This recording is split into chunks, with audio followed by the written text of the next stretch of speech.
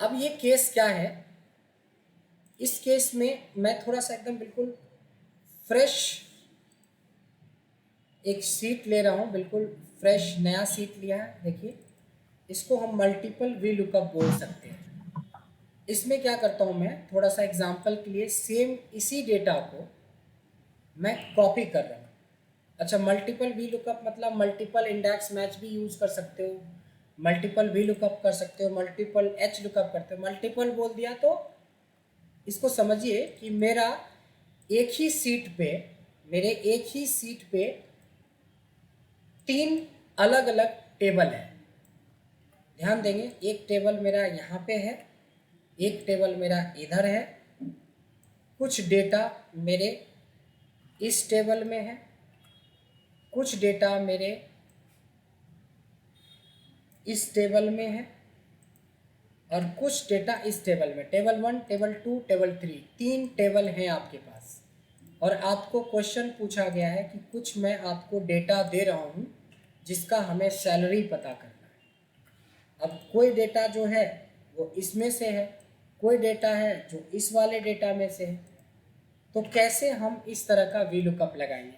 जो कॉन्सेप्ट एक सीट पे काम करेगा वही अलग अलग सीट पे काम करेगा, और वही अलग अलग फाइल पे भी काम करेगा। केयरफुली पहले कॉन्सेप्ट को समझें। So what we can do is कि मैं क्या करूँगा, इक्वल्स टू वी लुकअप।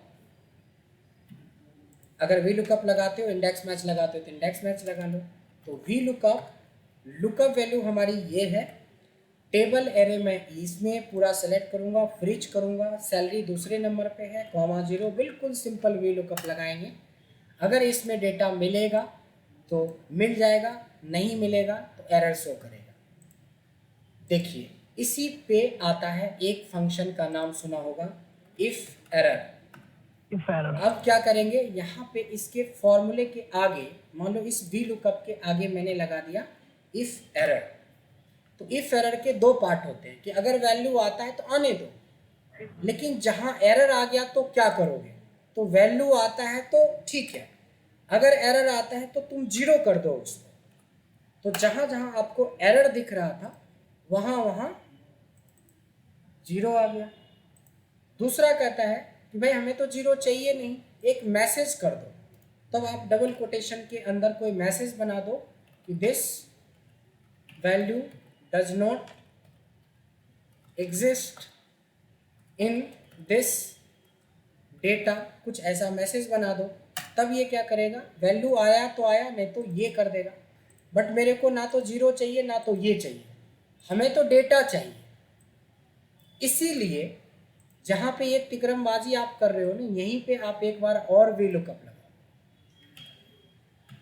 इस बार लुकअप वैल्यू यही होगा, बट टेबल बदल जाएगा। अब बोलोगे कि तुम इस वाले टेबल में ढूंढो, कॉमा 2, कॉमा 0।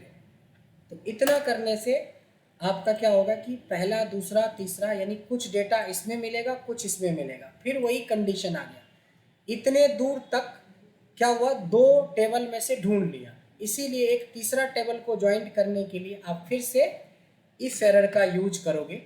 तो पहले इफ एरर से लेके यहाँ तक हमारा वैल्यू हो गया। अगर फिर उसको एरर मिला तो बोले फिर भी लुकअप लगाओ। तो इस बार लुकअप वैल्यू तो यही होगा, बट टेबल एरे हमारा इस बार ये होगा। और इस टेबल में सेकेंड कॉमा 0 यहाँ आके फाइनल आ गया। तो एक कॉन्सेप्ट बना कि अगर आपके पास 3 टेबल है या 3 अलग अलग सीट से डेटा को उठाना है तो आप क्या करोगे, 3 बार वी लुकअप लगाना पड़ेगा। इसलिए इसको मल्टीपल वी लुकअप भी बोलते हैं। क्या बोलते हैं इसको? मल्टीपल वी लुकअप भी बोलते हैं, या इसको हम लोग V lookup with if error भी बोलते हैं। 2 वी लुकअप को जोड़ने के लिए एक इफ एरर का जरूरत पड़ता है, 3 वी लुकअप को जोड़ने के लिए हमें 2 इफ एरर का जरूरत। बट ऐसे मत रखिएगा कि 4 डेटा से निकालना तो 3 इफ एरर शुरू में लगा दो। जैसे जैसे मैं एक एक करके चलता जाता हूँ और इफ एरर लगाता जाता हूँ तो कभी गलती नहीं होगा आपको। अगर गिन के लगाओगे कि 4 डेटा है तो 3 इफ एरर पहले ही लगा लो, आप ब्रैकेट में फंस जाओगे, कॉमा में फंस जाओगे। तो जो प्रोसेस से हमने आपको बताया है उसी प्रोसेस को फॉलो करेंगे और इसी को बोलते हैं।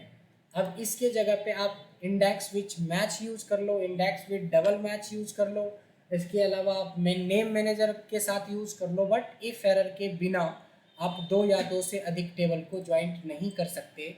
तो ये भी एक हमारा बहुत इम्पॉर्टेंट वे लुकअप था, अब है नहीं क्योंकि ख़त्म हो गया। लेकिन जब आप क्वेश्चन बनाओगे तो अभी भी बहुत कुछ है उस क्वेश्चन के अंदर आपको R&D करने के लिए। तो फाइनल आपको ये मिल गया आंसर। तो आज आपको 2 वीडियोस मिलेंगे, तो ये ज़्यादा नहीं बचा, 5 ही मिनट का वीडियो है।